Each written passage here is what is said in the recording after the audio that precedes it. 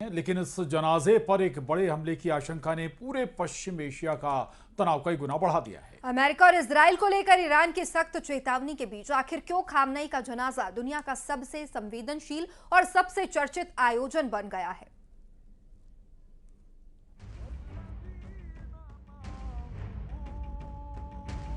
4 जुलाई से 9 जुलाई तक ईरान के सुप्रीम लीडर रहे अली खामनेई का जनाजा पूरी दुनिया में देखे जाने वाला सबसे बड़ा ग्लोबल इवेंट साबित होने जा रहा है। तेहरान से आई तस्वीरों में साफ दिखाई दे रहा है कि अली खामनेई की अंतिम यात्रा को लेकर जबरदस्त माहौल बन चुका है।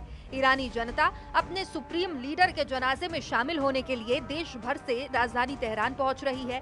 काला कफन ओढ़े करोड़ों लोग मातम मना रहे हैं। करीब 4 महीने पहले निधन के बाद 3 जुलाई को पहली बार अली खामनेई का पार्थिव शरीर आम लोगों के बीच लाया गया। इसके साथ ही उनकी 7 दिन की अंतिम यात्रा शुरू हो गई है। लेकिन इस बीच सबसे बड़ी खबर ये है कि ईरान को आशंका है अमेरिका और इजराइल खामनेई के जनाजे को निशाना बना सकते हैं। अंतिम विदाई से पहले तेहरान से लेकर वॉशिंगटन और तेल अवीव तक धमकियों और बारूद की गूंज सुनाई दे रही है।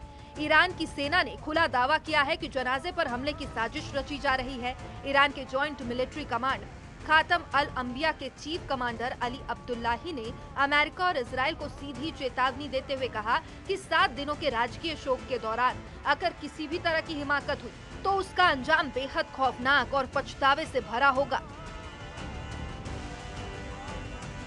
तनाव इस कदर बढ़ चुका है कि ईरान के नए सुप्रीम लीडर मुस्तफा खामनेई ने सुरक्षा कारणों और इजराइल के कथित डेथ वारंट के डर से अपने पिता के जनाजे में शामिल नहीं होने का फैसला लिया है। हालात तब और ज्यादा बिगड़ गए जब इजराइल के रक्षा मंत्री इजराइल काट्ज के बयान ने तेहरान में हलचल मचा दी। दावा किया जा रहा है कि इजरायली रक्षा मंत्री ने कहा ईरान के नए सुप्रीम लीडर मुस्तफा खामनेई उनकी हिट लिस्ट में है और उन्हें जिंदा नहीं छोड़ा जाएगा। अयातुल्ला अली खामनेई को मौत के 4 महीने बाद आखिरकार कब्र नसीब होगी। उनकी पार्थिव देह को सबसे पहले तेहरान में अंतिम दर्शन के लिए रखा गया, जहां लाखों लोगों ने उन्हें अंतिम बार देखा। इसके बाद जनाजा कौम फिर इराक के नजफ और करबला पहुंचेगा और आखिर में उनके जन्म स्थान मशहद में उन्हें सुपुर्दे खाक किया जाएगा।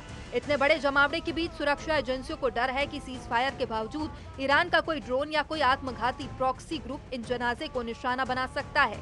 माना जा रहा है कि 48 से 72 घंटे पूरे पश्चिम एशिया के लिए बेहद संवेदनशील हैं और एक छोटी सी चिंगारी पूरे इलाके को फिर से भीषण युद्ध की आग में झोंक सकती है। Bureau report, news 18।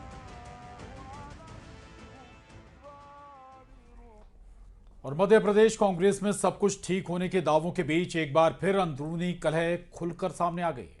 पार्टी